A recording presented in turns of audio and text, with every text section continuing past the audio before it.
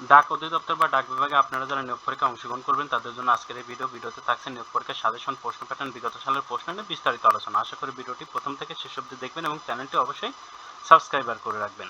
তো চলুন আমরা মূল আলোচনা চলে যাই। আপনাদের পরীক্ষা এখন যারা খুলনা বিভাগে পরীক্ষা দেবেন, সামনে যে দুইটা পদ খালি আছে, এখানে আপনাদের এমসিকিউ পদ্ধতিতে পরীক্ষা আসবে। স্বল্প সময়ে ভালো একটা প্রস্তুতি নিতে ডাক অধিদপ্তর জব রিভিউ এই বইটির পিডিএফ আমাদের কাছ থেকে সংগ্রহ করে নিতে পারেন। পিডিএফ এর মূল্য 40 টাকা। যারা নিতে চান তারা এই নম্বরে হোয়াটসঅ্যাপের মাধ্যমে যোগাযোগ করে পিডিএফটি সংগ্রহ করে নেবেন। এই পিডিএফে এ যাবৎকালে ডাক অধিদপ্তর এবং ডাক বিভাগে রিটেন ও এমসিকিউ যত পরীক্ষা হয়েছে সব পরীক্ষার প্রশ্নের সমাধান দেওয়া আছে প্রায় 100 পেজের মতন।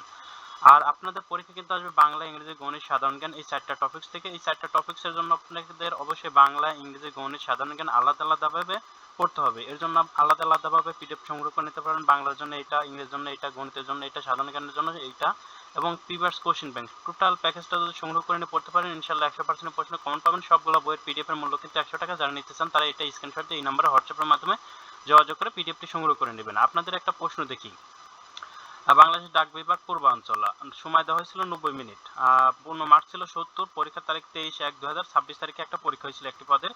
সেই পরীক্ষার প্রশ্ন এইরকম ছিল, এমসিকিউ পদ্ধতিতে পরীক্ষা হয়েছিল। দেখি পরীক্ষার প্রশ্ন কেমন ছিল। প্রাচীনকালে সমতট বলতে বোঝানো হতো কোন অঞ্চলকে? এটা বোঝানো হতো কুমিল্লা ও নোয়াখালী অঞ্চলকে। ইউরোপে থেকে সর্বপ্রথম বাংলায় আগমন করেন কে? পর্তুগিজরা সর্বপ্রথম আগমন করেন। রাজবংশী নামক আদিবাসীরা বাস করেন কোন জেলায়? এরা রংপুর জেলায় বাস করেন। স্বাধীনতার পর প্রকাশিত প্রথম স্মারক ডাক টিকিট কিসের ছবি ছিল? এটা ছবি ছিল কেন্দ্রীয় শহীদ মিনারের। সিআইআরডিএপি এর সদর দপ্তর কোথায়? এর সদর দপ্তর ঢাকায়। কোন মোগল সম্রাট বাংলার নাম দেন জান্নাতাবাদ? এটা হুমায়ুন আহমেদ নাম দেন। ভাষাঞ্চল রোহিঙ্গা আশ্রয় কেন্দ্র কোন জেলায় অবস্থিত? এটা নোয়াখালী জেলায় অবস্থিত। বাংলাদেশের সংবিধানের অভিভাবক হলো সুপ্রিম কোর্টকে বাংলাদেশ সংবিধানের অভিভাবক বলা হয়, সুপ্রিম কোর্ট হবে। গুলটাম কোন দেশের মুদ্রার নাম? এটা ভুটানের মুদ্রার নাম। ভি ভিওআইপি এর পুনরূপ কি? এর পুনরূপ ভয়েস ওভার ইন্টারনেট প্রোটোকল। বঙ্গভঙ্গ রোধ হয় কোন সালে? এটা 1911 সালে। কোনটি ইইউ এর অন্তর্ভুক্ত দেশ নয়? ইইউ এর অন্তর্ভুক্ত দেশ নয় পোল্যান্ড। কোনটি এশিয়ানের ভুক্ত দেশ নয়, মানে এশিয়ানের অন্তর্ভুক্ত দেশ নয়? এটা তাইওয়ান এশিয়ার অন্তর্ভুক্ত দেশ নয়। চয়েস অফ নো গ্রাউন্ড কোথায় অবস্থিত? এটা বঙ্গোপসাগরে অবস্থিত। বাংলাদেশের সবচেয়ে বেশি চা বাগান কোন জেলায়? এটা মৌলভীবাজার। বাংলাদেশের সবচেয়ে বেশি চা বাগান রয়েছে মৌলভীবাজার। মাতামহরী নদী কোথা হতে উৎপন্ন হয়েছে? মাতামহরী নদী লামার ও মাইভার পর্বত থেকে উৎপন্ন হয়েছে, অর্থাৎ ক নাম্বার উত্তর হবে। সংবিধানের কোন অনুচ্ছেদে নির্বাচন কমিশন গঠন বিধান রয়েছে? এটা 118 নম্বর অনুচ্ছেদে রয়েছে। কোন রপ্তানি খাত হচ্ছে বাংলাদেশে বেশি আয় করে? সবচেয়ে বেশি আয় করে পোশাক রপ্তানি খাত থেকে। স্ক্যান্ডিনেভিয়া দেশ নয় কোনটি?